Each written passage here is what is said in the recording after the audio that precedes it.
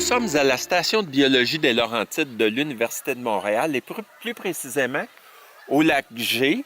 C'est un petit lac des Laurentides dans la région de forêt mixte et autour des petits lacs des Laurentides, on trouve souvent des éléments de la forêt boréale et c'est la raison pour laquelle nous sommes ici pour examiner les espèces typiques de la forêt boréale canadienne. L'arbre que vous voyez maintenant est le Picea mariana, l'épinette noire, que vous appelleriez en Europe épicéa. C'est la principale espèce de la forêt boréale depuis Terre-Neuve jusqu'à l'Alaska. Et on le rencontre depuis la zone tempérée jusqu'à la limite des arbres et au-delà sous une forme éricoïde.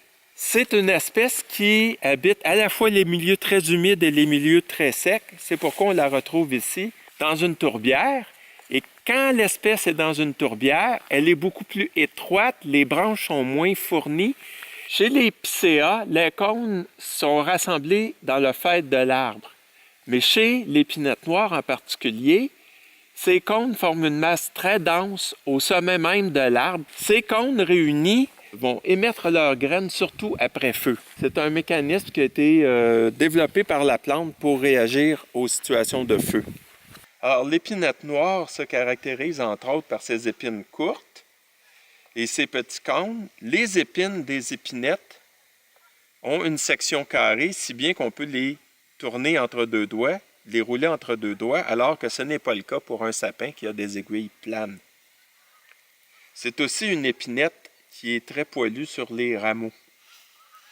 L'arbre que vous voyez maintenant est le Larix laricina ou Mélèze laricin, un arbre qui se trouve dans l'ensemble de la forêt boréale canadienne, depuis la limite de la forêt décidue jusqu'à la limite des arbres.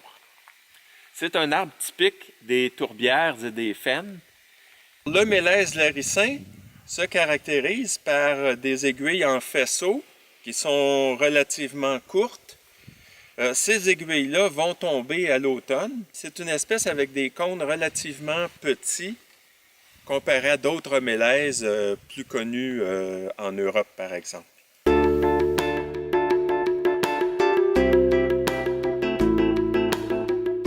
Dans la forêt boréale, comme dans les tourbières acides, l'une des principales familles de plantes qui est bien représentée, ce sont les éricacées. La famille des éricacées est une famille qui préfère les milieux acides, et qui peut être soit dans des habitats très humides ou parfois même dans des habitats relativement secs. Dans le même ensemble d'éricacées que j'ai ici, j'ai plusieurs autres espèces qui, elles, peuvent se rencontrer sur la grandeur de la forêt boréale ou sur une partie significative de la forêt boréale, soit dans les tourbières ou même en milieu forestier. Par exemple, les kalmias, dont j'ai deux espèces ici. Les kalmias se caractérisent par des feuilles qui sont soit opposées, soit verticillées.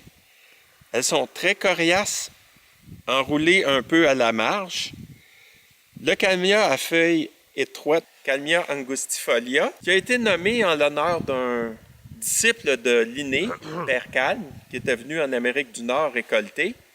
C'est une espèce d'éricacée à fleurs roses. Présentement, on voit les capsules, dont les feuilles survivent à l'hiver, vont passer l'hiver pour débuter la prochaine saison. Et cette plante-ci est caractéristique à la fois des tourbières, mais aussi dans la partie est de la forêt boréale canadienne, de tout le sous-bois de la forêt boréale et dans les endroits ouverts. C'est une espèce qui est toxique, et en plus de toxique aux animaux, mais en plus de ça, elle est capable d'avoir un effet chimique sur les autres plantes. Donc, elle peut devenir très dominante. Dans la partie est de la forêt boréale nord-américaine, donc, c'est une plante qu'on rencontre souvent avec l'épinette noire, par exemple. Mais on la retrouve également sur le bord des tourbières. Et le Kalmia polifolia se trouve à gauche. Ce Kalmia polifolia est une espèce de tourbière qu'on retrouve à travers tout le continent. Un autre arbuste de la famille des éricacées qui se rencontre dans les tourbières jusque dans la zone arctique, en fait, c'est le thé du Labrador, que l'on appelle Rhododendron groenlandicum. Alors, le thé du Labrador, qui fleurit plutôt au printemps, avec des belles fleurs blanches, ressemble si peu aux autres rhododendrons qu'il avait été mis dans un genre à part, mais ses caractéristiques techniques en font un membre du genre rhododendron à part entière.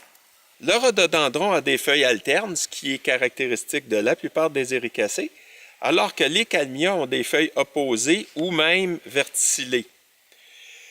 Le rhododendron a des feuilles très très poilues à la marge inférieure. Il se reconnaît donc facilement et des poils qui sont orangés ou brunâtres dans leur couleur. Dans les tourbières plus au sud, une des espèces dominantes est le Chamaedaphne caliculata, qui a les feuilles très coriaces, comme les autres éricacées. C'est une caractéristique de la famille. Un peu dorées à la face inférieure. Et elles sont disposées souvent toutes d'un côté de la tige. C'est une éricacée typique des tourbières, mais pas nécessairement c'est pas nécessairement de la forêt boréale.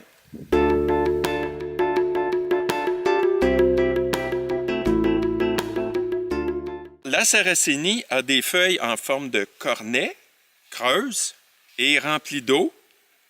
Les insectes tombent dans le cornet et sont digérés par les sucs digestifs qui se trouvent dans la feuille. Certains insectes vivent même dans la feuille.